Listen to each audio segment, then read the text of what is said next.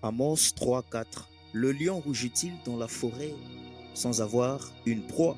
Le rugissement du lion est intrinsèquement lié à la présence d'une proie. Lorsque tu vois un lion en train de rougir, c'est qu'il a vu sa proie venir. Et dans le monde spirituel, tout enfant de Dieu est un lion. Parce que notre Dieu est le lion de la tribu de Juda. Et un lion ne peut engendrer que de lions.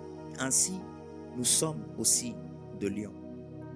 Et lorsque tu sens en esprit un désir d'aller dans la présence de Dieu pour prier, en réalité, tu n'es pas en train de comprendre ce qui se passe en ce moment, mais le Saint-Esprit est en train de communiquer à ton esprit que la chose que tu as longtemps désirée dans la prière est en train de venir. Lorsque tu t'élèves pour chercher la face du Seigneur dans la prière, au fait, ton esprit est en train de ressentir qu'il y a une proie que tu dois attraper. Je rappelle que le mot proie signifie aussi nourriture. C'est-à-dire lorsque tu sens que tu dois aller dans la prière, au moment où tu es fatigué, au moment où tu n'as peut-être pas envie de prier, en réalité tu es comme un lion. Parce qu'un lion ne rougit pas en vain. Il rougit parce qu'il voit sa proie venir. Et tout homme spirituel, lorsqu'il ressent le désir d'aller dans la présence de Dieu, c'est parce que son esprit sent une proie venir près de lui. Or, ce que j'aime, le mot proie vient de la racine hébreu taraf. Taraf qui veut dire accorder. Proverbe chapitre 30, le verset 8. Éloigne de moi la fausseté et la parole mensongère. Ne me donne ni pauvreté, ni richesse. Accorde-moi le pain qui m'est nécessaire. Amen. Le verbe accorder qui est utilisé ici a la même racine en hébreu avec le mot proie. En d'autres termes, lorsque le lion est en train de rougir, le lion est en train de rappeler au Créateur que tu n'es pas seulement le créateur des humains, mais tu es aussi le créateur des animaux. Donc, pendant que je rougis, accorde-moi le pain qui m'est nécessaire pour nourrir le lionceau que tu m'as donné. Parce que l'Éternel n'est pas seulement celui qui donne des enfants à la stérile, mais il est aussi celui qui fait enfanter le biche. Donc, le Dieu de la Bible est celui qui sait pourvoir même aux animaux. Et si Dieu peut pourvoir aux animaux, à combien plus forte raison un enfant de Dieu? Je suis en train de dire à quelqu'un, lorsque tu sens un désir d'aller dans la présence de Dieu, le Saint-Esprit est en train de communiquer à ton esprit qu'il y a une proie, il y a une nourriture, il y a un pain nécessaire qui est en train de venir vers toi.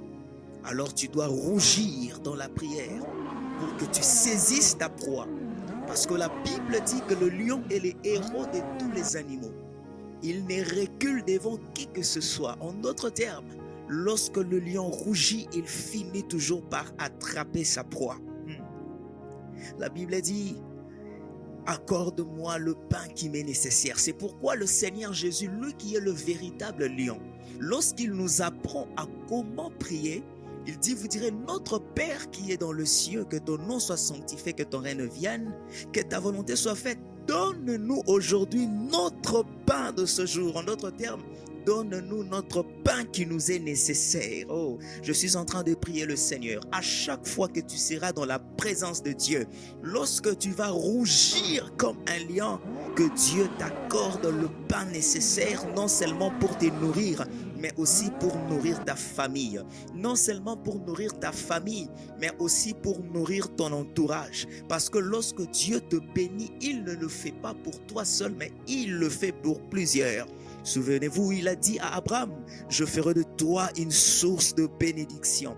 Je suis en train de prier le Seigneur, que le Seigneur t'accorde le pain qui t'est nécessaire, alors que tu seras en train de rougir, alors que tu seras en train de prier, d'intercéder, que Dieu t'accorde le pain nécessaire de ta maternité, que Dieu t'accorde le pain nécessaire de ta santé, que Dieu t'accorde le pain nécessaire de ton ministère, que Dieu t'accorde le pain nécessaire de ta famille, de ta destinée. Que cela soit ton partage dans le nom précieux de Jésus-Christ de Nazareth. Lorsque le lion rougit, il ne rougit pas pour le plaisir de crier, mais il crie parce qu'il a vu sa proie. Et tout homme spirituel, lorsqu'il ressent le désir d'aller dans la présence de Yeshua, c'est parce qu'il a vu spirituellement ce qu'il a longtemps recherché. Alors que ces choses sont en train de se rapprocher de toi, le Saint-Esprit va t'inciter à la prière, parce que spirituellement tu es un lion. Un lion ne rougit pas en vain, il rougit parce qu'il sent qu'il y a une nourriture qui est en train de venir. Que Dieu te donne la force dans la prière. Toi qui étais affaibli, que Dieu te donne la force dans la prière. Il a dit, ma maison sera appelée une maison de prière. Que tu deviennes l'adresse de la prière. Que tu deviennes la référence de la prière. Qu'en toi, on trouve la prière et la parole.